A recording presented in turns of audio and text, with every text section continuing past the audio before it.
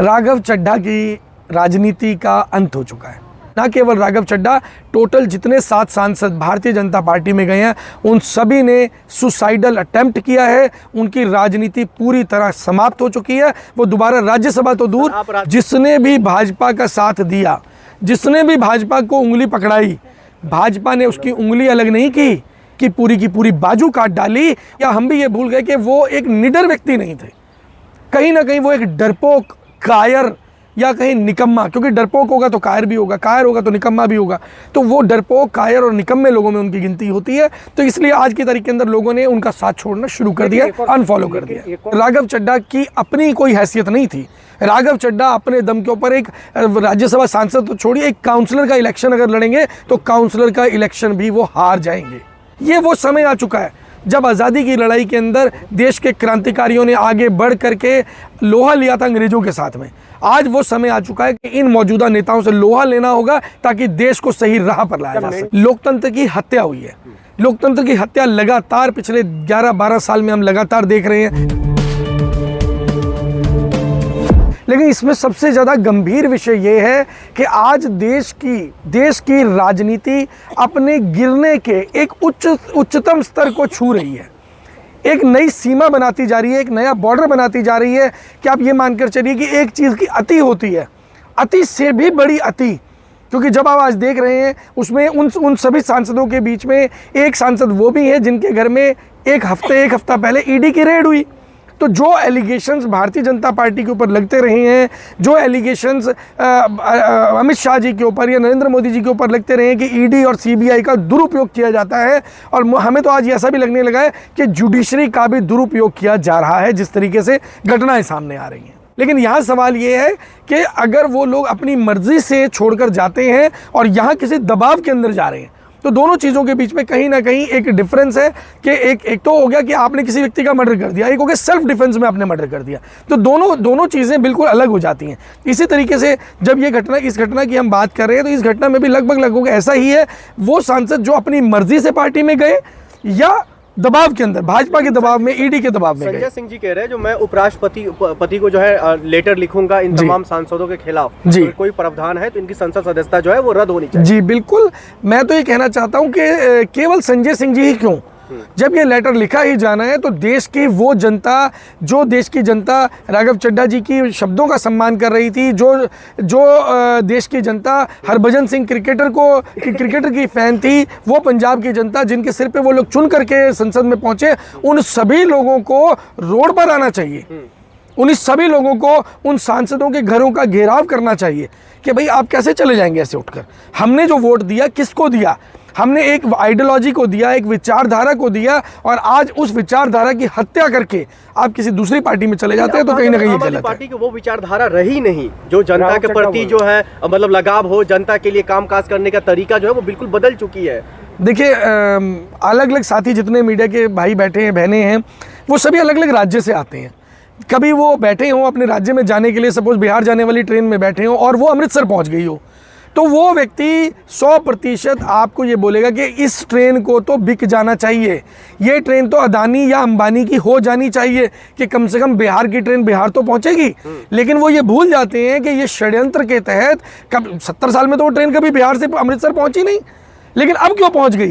क्योंकि एक नैरेटिव को सेट करना था, एक नैरेटिव को बनाना था। जैसे अभी ये जो चीज़ें आप बोल रहे हैं, मैं आपकी बात से पूरी तरह सहमत नहीं हूँ कि आम आदमी पार्टी पूरी तरीके से अपने उसूलों से बाहर आ चुकी है या असूलों से बिखर चुकी है। हाँ, मैं वही बोल रहा हूँ ना। देखिए, कोर्ट ने जब सबसे पहली बात तो जब हम शराब घोटाले की बात लेते हैं, शराब घोटाले के अंदर जब सीएजी की रिपोर्ट आई, उस रिपोर्ट को पढ़िए। वो रिपोर्ट क्या कहती है कि जो शराब नीति अरविंद केजरीवाल जी की सरकार में बनाई गई थी, उस नीति के द्वारा सरकार को जो लाभ हो रहा था उस लाभ का नुकसान हो गया, क्योंकि शराब नीति को रोकना पड़ा बीच में।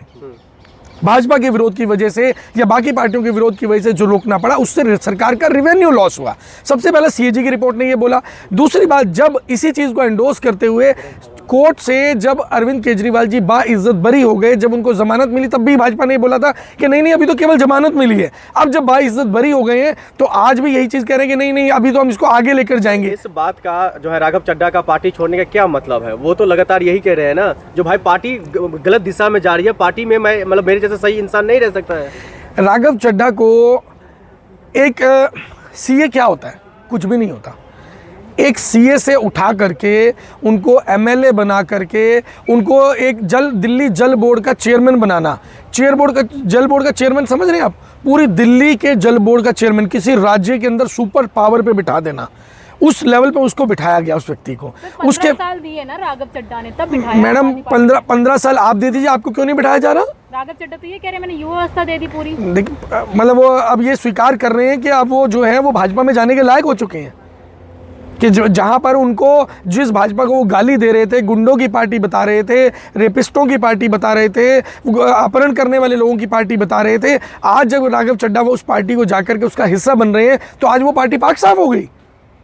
मतलब अरविंद केजरीवाल जी की पार्टी, आम आदमी पार्टी, मैं केवल एक पार्टी की बात नहीं कर रहा हूँ, मैं बैलेंस करके बात कर रहा हूँ। अरविंद केजरीवाल जी की पार्टी में कोई भी व्यक्ति ऐसा नहीं है, एक भी व्यक्ति के ऊपर, कैरेक्टर के ऊपर कोई सवाल नहीं उठ सकता। लेकिन सर सवाल ये निकल कर आ रहा है, जो अब राघव चड्ढा पर एफआईआर की बात हो रही है, अब उनके साथ जो 6 से 7 जो साथी थे उस पर एफआईआर की बात हो रही है, इसमें एफआईआर का क्या लॉजिक है? देखिए अभी तो नियमों के तहत बहुत सारी चीज़ों की जांच हो रही है, किस किस नियम के तहत क्या क्या कार्रवाई हो सकती है, आम आदमी पार्टी क्या कार्रवाई कर सकती है, या पंजाब स्टेट गवर्नमेंट क्या कार्रवाई कर सकती है, या केंद्र सरकार उनको कहाँ का बचाने का काम कर सकती है। अभी एजेंसी वॉर, इसे एजेंसी वॉर बोला जाएगा। एजेंसी वॉर, आपस में एजेंसियों के बीच में लड़ाई होती है, और आपने देखा भी होगा अलग अलग राज्यों में, एक राज्य से दूसरे राज्य में पुलिस जाती है तो उसको बंधक तक बना करके बिठा लिया जाता है। तो एजेंसी वॉर है, और एजेंसी वॉर मुझे लग रहा है कि कहीं ना कहीं देश हित में नहीं है। देश हित में हमें ऑल्टरनेट राजनीति पे काम करना होगा। देश की जनता जब तक आगे नहीं आएगी, आम लोग जब तक आगे नहीं आएंगे, एक विकल्प का गठन जो होना चाहिए वो मुझे लग रहा है मिसिंग है, वो होना चाहिए। राघव चड्ढा के समर्थक कह रहे हैं भाई उनका अपना स्वतंत्रता है, वो किस पार्टी में रहेंगे, किस पार्टी में जाएंगे, किसके समर्थन में वो बोलेंगे, कोई पार्टी थोड़ी निर्धारित करेंगे और तय करेंगे। राघव चड्ढा के समर्थक मालूम है आपको कौन है? केवल और केवल भाजपा IT सेल। मैक्सिमम लोग जो राघव चड्ढा को आम जनता में से फॉलो कर रहे थे, लगभग 1.2 मिलियन लोगों ने, 2 मिलियन हो गया, 2 मिलियन लोगों ने अनसब्सक्राइब कर दिया, अनफॉलो कर दिया। उसका रीज़न ये था कि राघव चड्ढा की अपनी कोई हैसियत नहीं थी।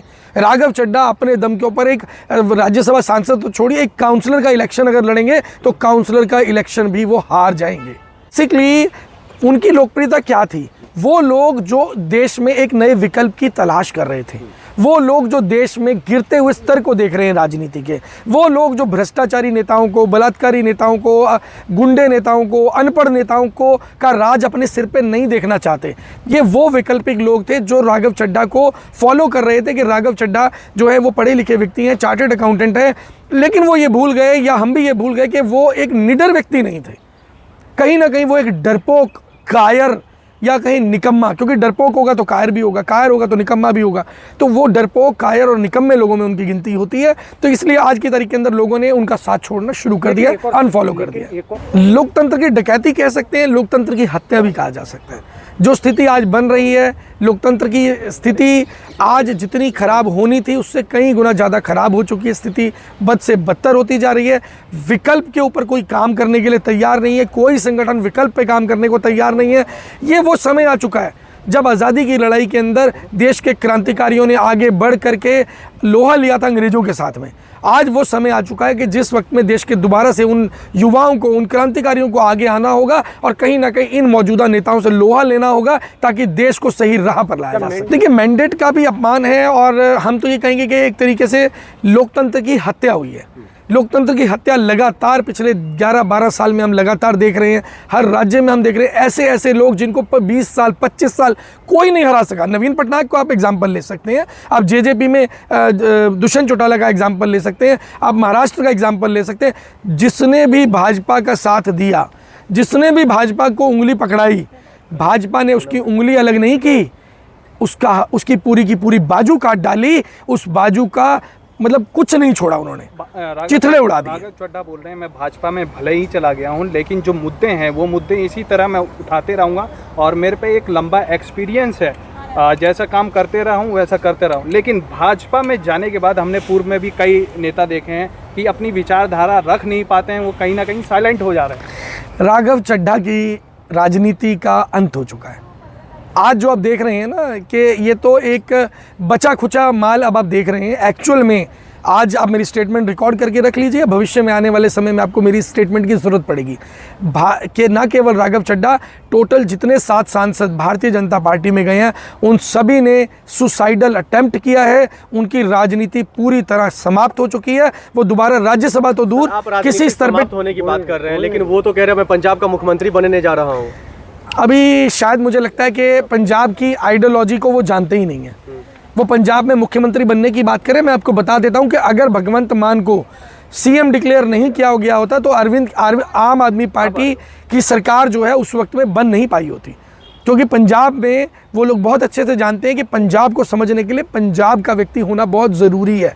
और इसीलिए यही एक कारण है कि देश 200 साल गुलाम रहा और पंजाब केवल 50 साल गुलाम। अब आपने क्या किया, 4 दिन पहले जब रेड हुई, वहाँ पर ईडी की रेड हुई मित्तल जी के लवली यूनिवर्सिटी में, तो क्या हुआ, भाजपा ने दबाव डाला और वो पाला बदल के भाजपा में चले गए। व्यापारी को अपने सिस्टम को, अपने व्यापार को बचाना होता है। कल स्वाति मालीवाल जी ने अरविंद केजरीवाल जी के कैरेक्टर पे भी सवाल उठा दिया था, जबकि अगर ये चीज़ें हो रही होती, उनके कैरेक्टर में कोई प्रॉब्लम होती, कोई समस्या होती, तो अब तक वो चुप थी। लेकिन भाजपा ज्वाइन करने का तुरंत उनकी ज़ुबान खुल गई। ऐसा तो नहीं है। देखिए, आप शायद वो घटना भूल गए हैं जब हाई कोर्ट के जज के घर से करोड़ों रुपए जली हुई हालत में बरामद हुए थे, और किस तरीके से नरेंद्र मोदी जी चीफ जस्टिस के घर चले जाते हैं, किस तरीके से राजनीति और जुडिशरी की जुगलबंदी हमें दिखाई दे रही है। तो आप न्याय की बात, मुझे नहीं लगता कि आज के टाइम में, अभी जैसे अपने रिसेंट में अरविंद केजरीवाल जी का एग्जांपल देखा, वो जज जो कोर्ट में बैठी हुई थी, उन्होंने सारे एविडेंस दे दिए कि आप आरएसएस के कार्यक्रम में गई, आप विपरीत विचारधारा से बिलोंग करती हैं, और आपसे मैं न्याय पाने का न्याय किस तरीके से पा सकता हूँ। क्योंकि जब आप डेफिनेटली वो न्याय हो ही नहीं सकता, क्योंकि जब आप एक अलग आइडियोलॉजी को फॉलो कर रहे होंगे तो उस स्थिति के अंदर आपका झुकाव स्वाभाविक ही उस आइडियोलॉजी की तरफ होगा। तो ऐसे केजरीवाल को डर लग रहा है कि अगर मैं जाऊंगा उसमें बेंच में तो मुझे जेल भेज। नहीं, डर की बात नहीं है यहाँ पर, यह न्याय की बात है। डर और न्याय में फ़र्क है ना। अगर आप धोखा करके, मैं तो आपको अभी बता देता हूँ, अरविंद केजरीवाल जी को अरेस्ट करने की पूरी तैयारी है। पंजाब का चुनाव कैसे डैमेज होगा, जैसे दिल्ली का चुनाव डैमेज हुआ था। चुनाव से 1 साल पहले जब आप टीम को अरेस्ट कर लेंगे तो यकीनन चुनाव उस स्थिति में नहीं पहुँच पाएगा जिस स्थिति में चुनाव लड़ा जा सकता था। इज्जत जो उनकी डैमेज हुई दिल्ली में शराब नीति को लेकर के, क्या मुझे तो लगता है कि दिल्ली के अंदर चुनाव भी दोबारा होना चाहिए था, लेकिन वो सारी चीज़ें कहीं भी जुडिशरी के अंदर या इलेक्शन कमीशन के अंदर सब लोगों की आंखें बंद है, वो सब लोग मर चुके हैं। तो क्या लग रहा है कि ये दिल्ली का खेल नहीं है, पंजाब के लिए खेल रचा गया है? बिल्कुल बिल्कुल, मैंने आपको यही बोला ना कि तैयारी तो यही चल रही है। तैयारी यही चल रही है कि पंजाब के चुनाव से पहले मेन लीडरशिप को दोबारा से अरेस्ट किया जाए, उनको दोबारा से परेशान किया जाए, दोबारा से उलझा लिया जाए। उलझाने के बाद में जब आप आगे बढ़ेंगे तो उस स्थिति के अंदर वो स्थिति ही नहीं होगी कि वो आम आदमी पार्टी चुनाव जो है पंजाब के अंदर खुल के लड़ पाए। लेकिन हम किसी पार्टी से चुनाव लड़ रहे हैं, अचानक अगर चले जाएंगे तो आम जनता फिर भरोसा किस पे करेगी लोकतंत्र में? फिर नाम का लोकतंत्र है ये तो। देखिए, नाम का ही लोकतंत्र है। मैं आपको वाराणसी का किस्सा बता देता हूँ, शायद मैंने पहले भी आपको बताया था कि नहीं बताया था, मुझे ध्यान नहीं है। वाराणसी नरेंद्र मोदी जी का संसदीय क्षेत्र है। वहाँ पर नॉमिनेशन भरने वाले जितने भी लोग थे, वहाँ पर नॉमिनेशन भरने में केवल 46 लोगों का नॉमिनेशन सबमिट हुआ। 46 में से 38 लोगों का नॉमिनेशन कैंसिल कर दिया गया। और जबकि वहाँ नॉमिनेशन भरने वाले, फॉर्म भरने वाले या जो ट्रेजरी में पैसा जमा करवाने वाले जो लोग थे वो कहीं ज़्यादा थे। लोगों ने ये चीज़ें वहाँ से एक्सपोज की थी कि जिस लोकतंत्र की आप बात कर रहे हैं उस लोकतंत्र के अंदर तो आपको फॉर्म तक भरने की, नॉमिनेशन फॉर्म तक भरने की इजाज़त नहीं है। आप किस लोकतंत्र की दुहाई दे रहे हैं? तो ये लोकतंत्र की सच्चाई है जो आप सवाल पूछ रहे हैं। भगवान भरोसे छोड़ दें क्या? नहीं, मैंने आपको बताया ना, मैंने तो समाधान बताया आपको। देश में उन क्रांतिकारियों को, उन क्रांतिकारियों के वंशजों को, उन क्रांतिकारी के गांव वालों को, उन क्रांतिकारी के शहर वालों को रोड पर आना होगा। इन लोगों से, काले अंग्रेज़ों से अपने देश को बचाना होगा। दोबारा से आज़ादी की इस लड़ाई को लड़ना होगा। अगर आज चुप बैठे रहे तो यकीनन CIA के जो एजेंट बैठे हुए हैं हमारे देश में, वो हमारे देश की बागडोर जल्दी ही अमेरिका या बाकी देशों के हाथ में दे देंगे और हमें पता लगेगा कि हम गुलाम हो चुके हैं। आज हम गुलाम होते हुए देख रहे हैं। तो इसीलिए मोदी जी चुप हैं जब कोई भी ट्रम्प बयानबाजी कर देते हैं? आप CIA के एजेंट बता रहे हैं। देखिए, मैंने तो किसी का नाम नहीं लिया, लेकिन यकीनन ये चीज़ सत्ता में तो वही है ना। तो सत्ता में वो हैं, लेकिन सत्ता को आज गुलाम बनते हुए, देश की जनता को गुलाम बनते हुए, देश के जनता के गले में पट्टा डलते हुए जब हम देख रहे हैं, तो ये सारी चीज़ें हमारे सामने हैं। तो इसमें कोई छुपी हुई चीज़ नहीं है, सारी चीज़ें हमारे सामने हैं।